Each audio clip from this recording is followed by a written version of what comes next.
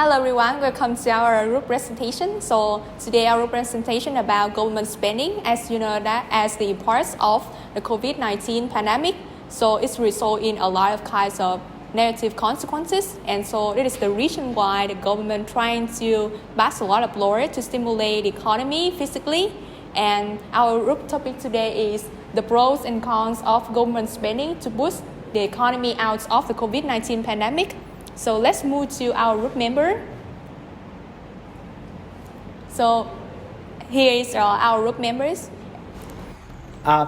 So to begin with the presentation, we will talk about the pros of the government spending. Moving on the next slide, please.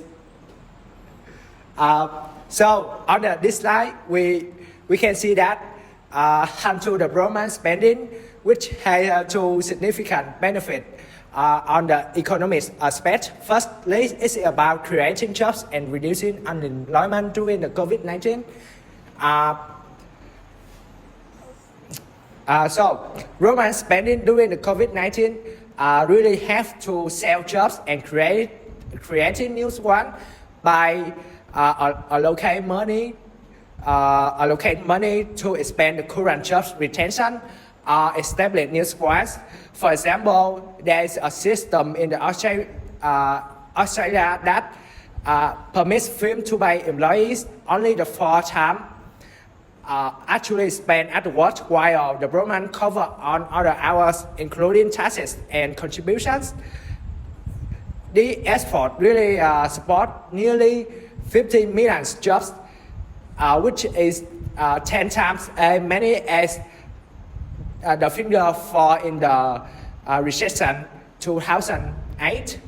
And secondly, it's about the reduced financial strain on the business. The business for the most business, which account for 50 to the 70% of the private sector in the US or in the EU, and which is really negative impact by the COVID-19. So government did do many things to help them survive during the COVID-19. Moving on the next slide, when we see this gap, we can know that many government over the world did many things to support the small firms. And Cyrano, which is a word for the IMF, say that without the support from the governments, the failure rate of the business could increase by as much as 9 percentage points. We are about to move to the process of government spending on the social aspect. The first one is the public health and safety.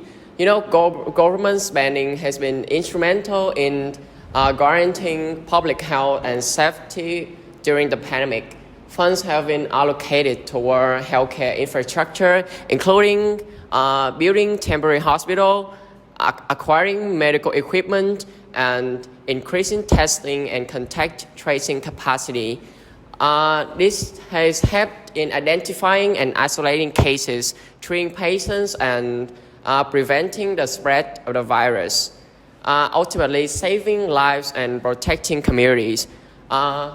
According to the Institute for Health Metrics and Evaluation, global estimate of excess deaths indicate that 18.2 million people have died in light of the pandemic by December 31, 2021.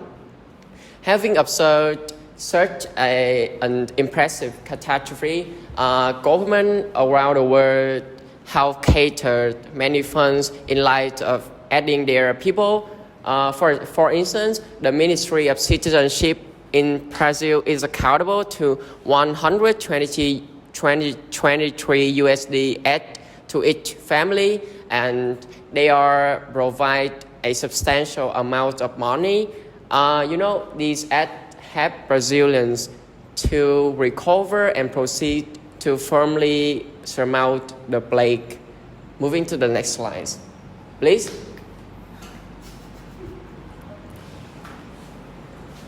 So preserving employment and preventing mass layoffs have been another critical social benefit of government spending during the pandemic. Governments have implemented programs such as follow schemes, wage subsidies, and job retention initiatives to provide fiscal incentive to employers to retain their workers, thereby mitigating the sharp rise in unemployment rate. For example, the German government implemented the Kurzarbeit program, which subsidized worker wage to deter layoffs during the pandemic, saving an estimated 2.3 million jobs. Okay, so for the drawbacks of the issues, government now responsible for spending other people's monies. And at Mutual, freshmen have families said nobody spend other people's monies as they spend their own. One of the key causes why government spending doesn't seem to work is bribery. It erodes social comeback and undermines government capacity to assist economy flourish. Corruption was not just an issue before the crisis, but it became significantly more severe during the COVID-19 pandemic. And another point is that budget deficits and government debt have climbed, reaching their greatest level in decades. Maintaining high level of debts make countries more susceptible to interest rate increase and slow down economic growth and increase the risk of debt rollover. And now take a look at the chart. By infusing extra money to cover COVID-related expenses and rising costs in certain regions has occasionally make it more difficult to maintain domestic services. COVID-19 had reduced the decline in demand for several goods and services.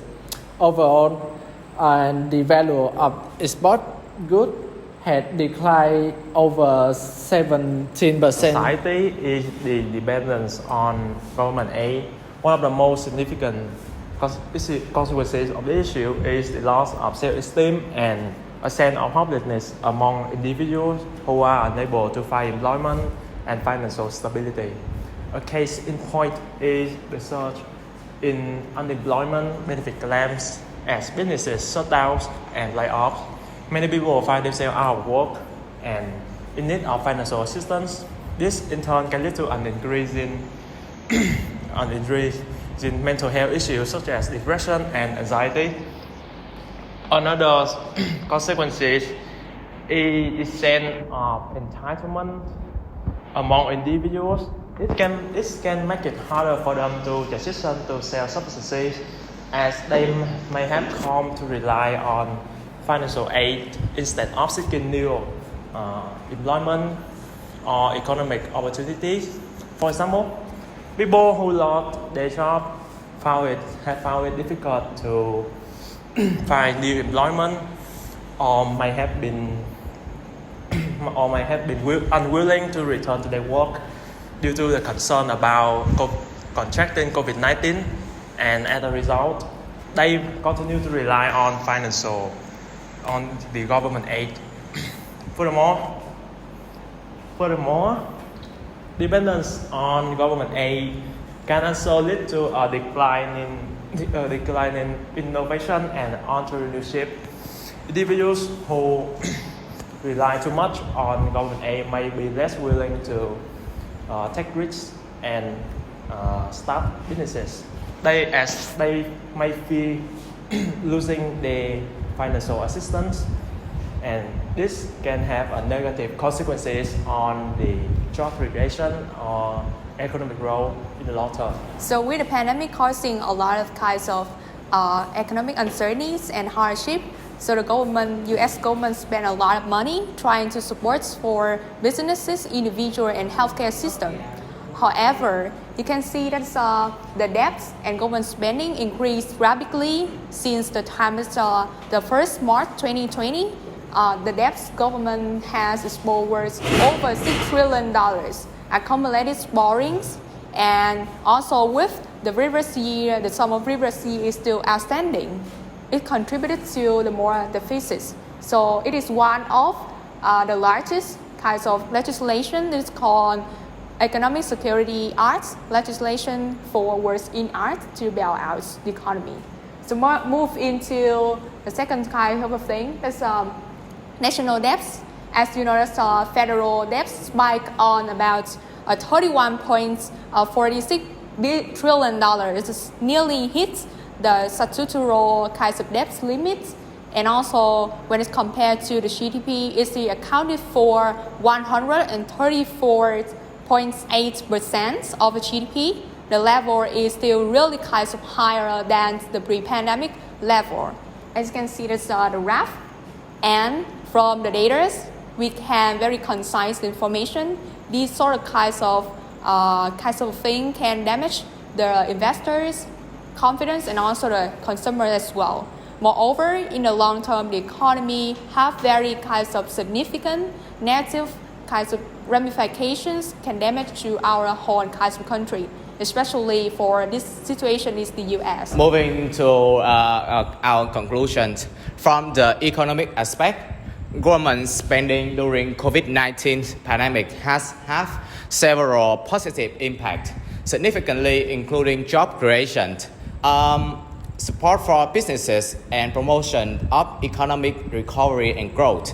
These efforts have provided much needed support to individuals, businesses, and communities during challenging times. Nevertheless, excessive government debt from COVID-19 pandemic-related deficits can lead to slow economic growth and limit investment in other initiatives. Rising government debt and money supply can also cause inflation, reduce competitiveness, erode currency values, and hinder economic revival efforts. Moving to the social aspect, during the COVID-19 pandemic, government spending has been critical in ensuring public health and safety, providing economic relief to individuals and businesses, preserving employment, and addressing food poverty. This have saved lives, prevents widespread deprived people, and promotes well-being in vulnerable populations. However, on the other hand, dependence on government aid can lead to a loss of self-esteem and hopelessness to individuals who cannot find employment or financial stability. Moreover, another negative impact is the resentment among taxpayers who feel their money is used to support non-contributors, which causes negative impact on the investor. In conclusion, government spending to boost the economy out of the COVID-19 pandemic had both pros and cons. In our group perspective, we believe that without the pros, the world economies may not overcome the pandemic easily. It can provide much needed economic support, stimulate economic growth, and address societal inequalities. Despite the risks such as the possibilities of the government debt and dependence on the government aid, government spending is a crucial factor for the world economy to surpass the challenging times. And this is the end of our presentation. Thank you for listening.